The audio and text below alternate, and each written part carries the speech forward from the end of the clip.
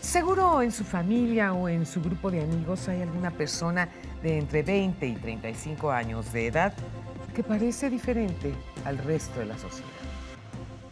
Porque comen diferente, trabajan online, no ven la televisión de la misma forma, prefieren viajar a tener un trabajo estable y tienen un estilo de vida que a veces calificamos como raro. Este grupo de jóvenes son personas que optan por profesiones que les permitan desarrollarse y crecer a nivel laboral y personal. Confían en sus capacidades y optan por caminos poco transitados. Se dedican a lo que realmente les apasiona para alcanzar la felicidad. Se trata de la generación millennials, aquellos que nacen entre 1981 y 1995, que se hicieron adultos con el cambio de milenio y que representan aproximadamente una cuarta parte de la población mexicana. De la generación millennials hablaremos esta noche de cuáles son sus hábitos y qué representa su fuerza de trabajo para nuestro país. Quédese conmigo esta noche. El programa va a estar muy bueno. Esto es Frente a Frente, periodismo con responsabilidad. Comenzamos.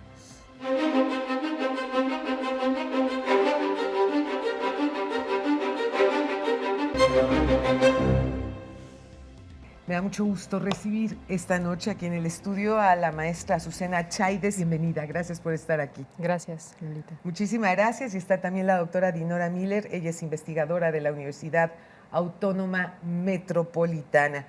Gracias por acompañarme, muy buenas noches. Muy buenas noches igualmente. No, bueno, la verdad es que este tema de los millennials, ciertamente pues estamos hablando de un número importantísimo de mexicanos y de chavos en todo el mundo, esa es la verdad.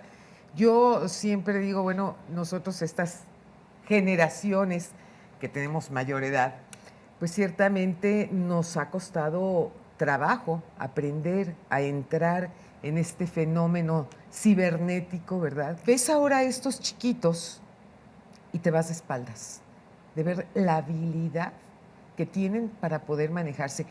Y esto que comentaba yo al entrar al programa es una gran verdad, es decir, de repente estás tú comiendo con familia, etcétera, etcétera, y ves a los muchachos metidos en las redes o metidos en un juego electrónico, metidos, o sea, como que se aíslan completamente del entorno, y eso también me parece preocupante. Bueno, evidentemente es un fenómeno que estamos viviendo hoy en día y es muy común hoy en día también ver incluso a estos jóvenes que trabajan desde el teléfono, viven desde el teléfono, comen con el teléfono al lado y no es porque estén únicamente jugando, es porque hay toda una serie de actividades que se desarrollan a través de estos medios. Es a veces hasta preocupante, incluso han llegado ya a desarrollarse algunos seguros para estos jóvenes que van caminando con el teléfono en la mano por cualquier tipo de accidente. Entonces, sí es todo un nuevo estilo de vida el que estamos viendo. El tema del manejo digital, que ahora se hace referencia, pues me parece que efectivamente los milenaristas se caracterizan justamente porque nacieron en el periodo en el que se popularizaron y se masificaron las tecnologías de la información y la comunicación. Claro. Entonces, aparentemente nosotros podríamos atribuirles a ellos un manejo fluido y diestro de estas tecnologías.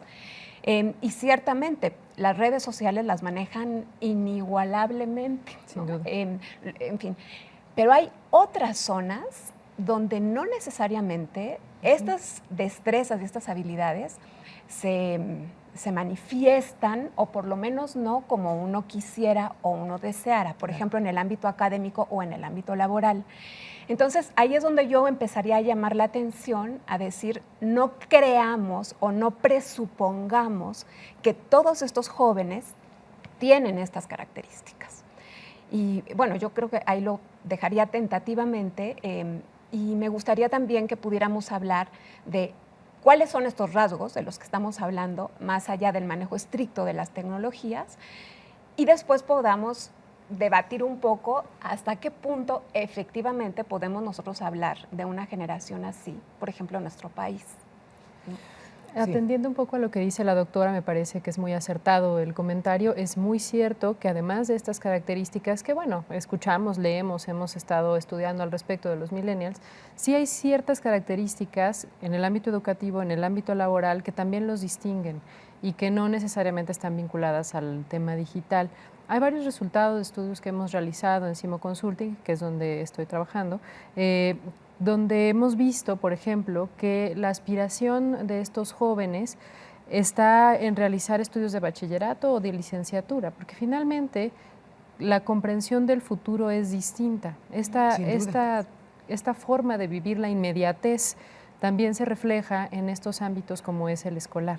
Entonces, ¿y por qué lo ven hasta el ámbito nada más digo, por supuesto hay jóvenes, no vamos a hacerlos menos, hay jóvenes que por supuesto aspiran a estudiar más que solo una licenciatura o que solo el bachillerato, pero son la mayoría. Entonces sí hay una cultura de la inmediatez que quizás no era el común denominador.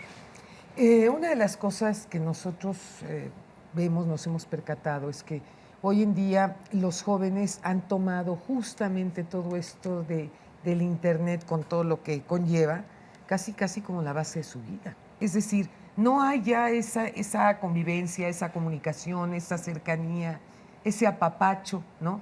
Esa presencia, esa solidaridad. Entonces, ¿cómo lograr acercar a estos muchachos nuevamente al entorno familiar, a convivir y hacer un poco a un lado esta tecnología que ciertamente nos ha abierto muchísimas puertas en todo lo que es el avance en el mundo, pero también nos ha quitado otras cosas, ¿no? Sí, fíjate que yo creo que esto ya es irreversible. Es decir, ya Internet llegó para quedarse, sí, y efectivamente hay un trastocamiento en las formas de relación cotidiano, o sea, dentro de las familias, pero también, digamos, vamos a decirlo, en el ámbito público y en el ámbito privado, esto ha modificado y trastocado absolutamente todas las formas de relación.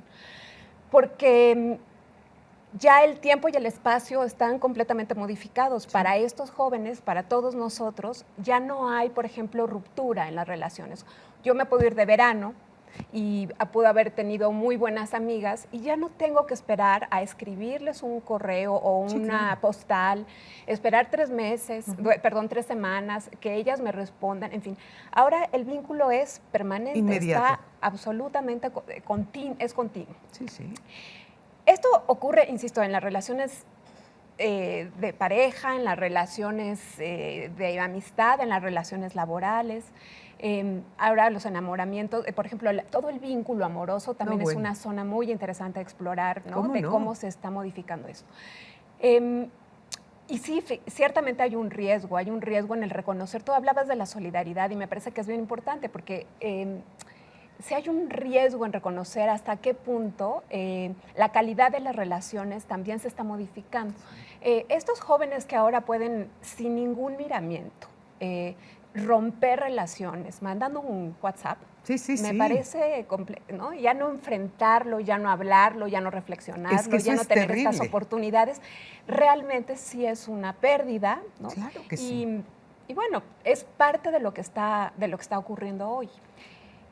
Pero yo sigo queriendo llamar la atención en que no todos estos jóvenes que pertenecen a esta generación están pasando por estos mismos procesos.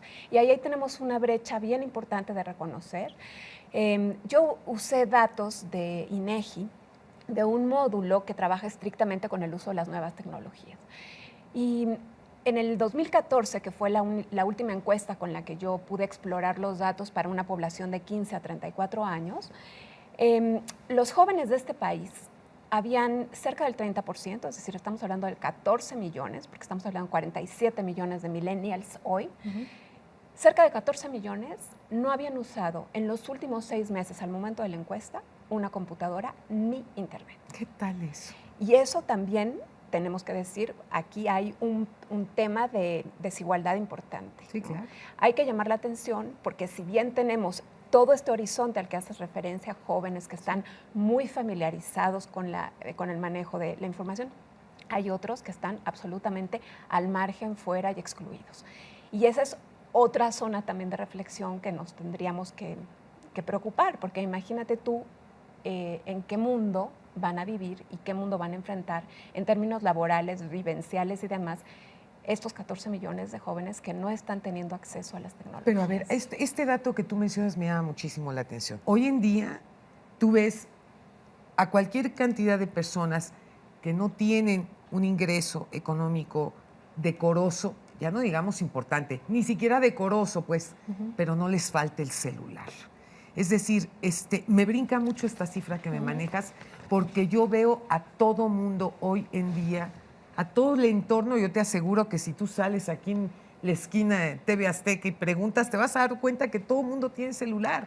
En ese sentido, como resultados de un estudio que hemos realizado recientemente, habría que destacar un par de cosas. Uno, alrededor únicamente del 62% de la población de estas edades, estamos hablando de 15 a 34 años, tienen un celular. Eso no quiere decir que sea un teléfono inteligente, Claro. que ahí tenemos una diferencia importante que abona a lo que dice la doctora. Okay. Entonces eso hay que tenerlo muy presente. Y de acuerdo con los datos del INEGI del último censo, en realidad estamos hablando de que estos jóvenes tienen un promedio de escolaridad entre secundaria y media superior. Bien. Entonces estamos hablando de también, digo, evidentemente corresponde con las condiciones sociales que vivimos en nuestro país, pero por supuesto no hay que perder esto de vista, porque sí es cierto que hay un porcentaje importante de estos jóvenes que no están teniendo el acceso tan inmediato y masivo y abrumador que tiene otro sector de la población de estas mismas edades. Un dato que me gustaría compartir con ustedes también, producto de estas investigaciones, es, abonando también a la discusión, cuando le preguntamos a los jóvenes si están de acuerdo con esta afirmación, me preocupo por vivir hoy, mañana ya veré, tenemos alrededor del 45% de los jóvenes en estas edades que nos dicen que están de acuerdo. ¿Qué tal? Que hoy prefieren pues, hacerse cargo de lo que pase hoy y mañana ya veremos. Ay, Dios dirá. Sí. Entonces eso es importante porque finalmente esto se ve reflejado en otras cosas, como por ejemplo un dato que también quisiera compartirles. Sí. Cuando les preguntamos si ellos se ven formando un futuro en 8 años, un patrimonio, tenemos que alrededor del 27%, es decir, casi una tercera parte de estos jóvenes dicen que no. ¿Qué tal? Qué miedo, Que es altísimo y eso tiene evidentemente implicaciones muy fuertes. ¿Cómo no? En términos laborales, educativos, familiares, en esto que mencionaba la doctora, en las relaciones personales, que evidentemente estaremos viendo el efecto de esta posición que tienen los jóvenes en unos años. Porque entonces estamos hablando de una falta de ambición personal.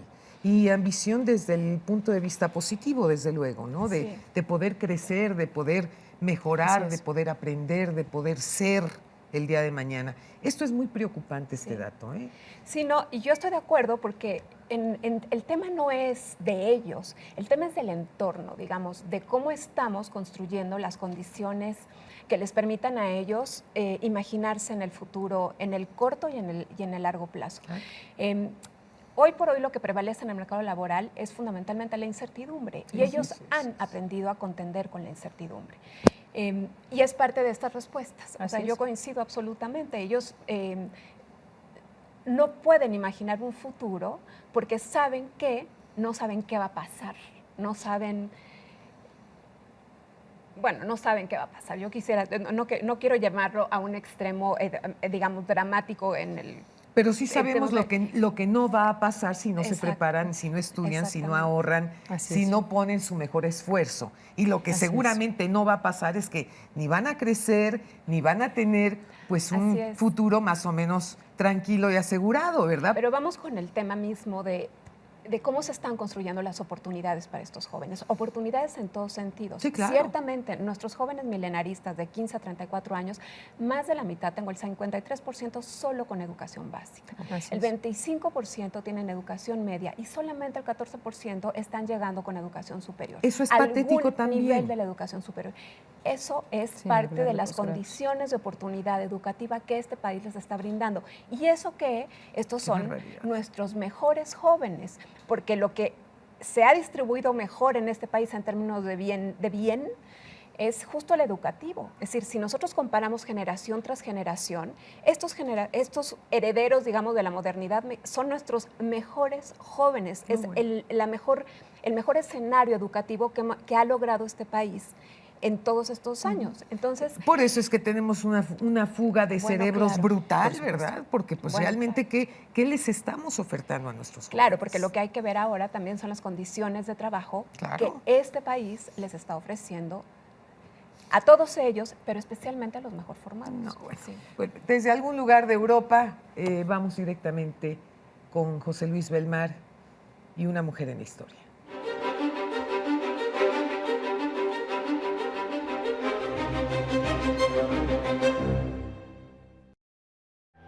Nacida en 1847, Kate Sheppard, activista de origen escocés, fue una lideresa en el movimiento por el sufragio femenino en Nueva Zelanda.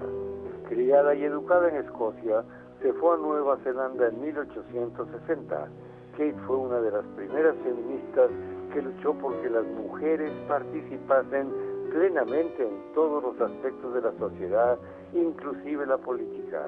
Entre las causas que primero adoptó fue la reforma de la vestimenta femenina, sobre todo la abolición de los corsés y otras prendas de vestir constrictivas.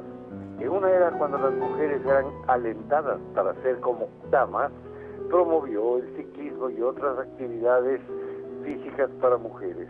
En 1885, Kate se unió a la Unión Femenil Cristiana de la Temperancia y 2 años más tarde fue nombrada lideresa de la Unión durante la campaña por el sufragio femenino. Defensora incansable de sus congéneres, escribió panfletos, organizó mítines y conferencias y presentó una serie de proyectos de ley al Parlamento. Muchos fracasaron antes de que finalmente, en 1893, el Parlamento otorgara a la mujer el derecho político y constitucional de votar. En 1896 ayudó a establecer el Consejo Nacional Femenino y fue su primera presidenta. Entre los asuntos que apoyó fue la mayor equidad en el matrimonio y el derecho femenino para postularse para el Parlamento. Por motivos de salud, en 1903 renunció a la presidencia del Consejo Nacional de la Mujer, pero permaneció activa vigilando los intereses femeninos. Kate murió en 1934 y es considerada como una de las más prominentes figuras en el movimiento por los derechos de la mujer. Su imagen aparece en los billetes de $10 de Nueva Zelanda. Desde Europa, José Luis Belmar presentó para Frente a Frente a una mujer en la historia, Kate Sheppard.